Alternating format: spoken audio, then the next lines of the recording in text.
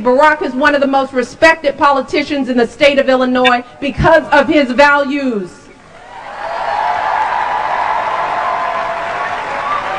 And if you want to know how values and judgment and courage affects decisions, we need only look at the war in Iraq. And I will never let anybody forget that, because that was an instance where all the years of Washington insider conventional thinking didn't get us to the right answer.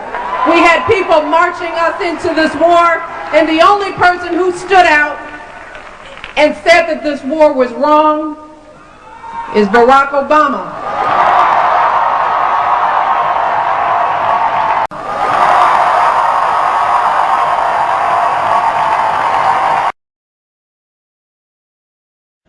Without objection.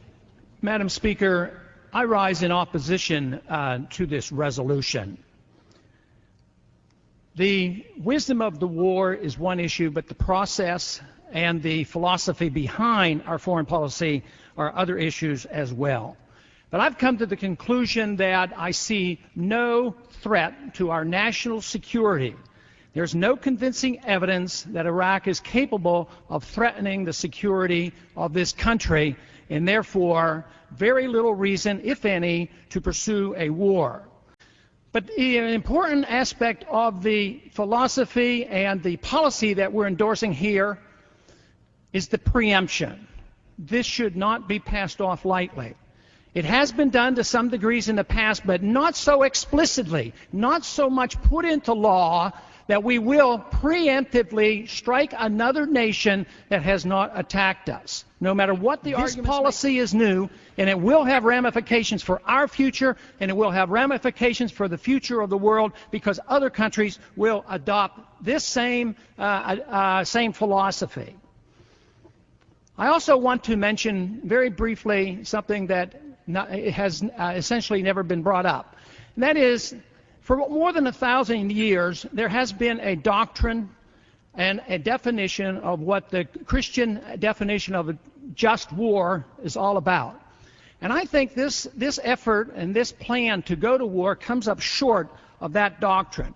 First, it says that there has to be an act of aggression, and there has not been an act of aggression against the United States. We're 6,000 miles from our shore. Also, it says that all efforts at negotiations must be exhausted. I don't believe that is the case. It seems to me like the opposition, the enemy right now, is begging for more negotiations. And also, it says that the Christian doctrine says that the proper authority must be responsible for initiating the war.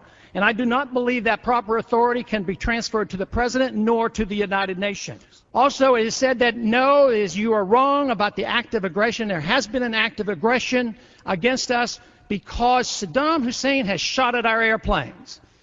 The fact that he has missed every single airplane for 12 years and tens of thousands of sorties have been flown indicates the strength of our enemy, an impoverished third world nation that doesn't have an air force, anti-aircraft weapons, or has a navy.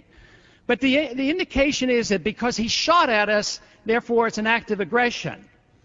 But you know what is cited as the reason for us flying over the no-fly zone? It comes from UN Resolution 688, which instructs us and all other nations to contribute to humanitarian relief in the Kurdish and the Shiite areas. It says nothing about no-fly zones. It says nothing about bombing missions over Iraq. So to declare that we have been attacked, I do not believe this for a minute fulfills the requirement that we are retaliating against aggression against this country. There is a need for us to assume responsibility for the declaration of war and also to prepare the American people for the taxes that will be raised and the possibility of a military draft, which may well come.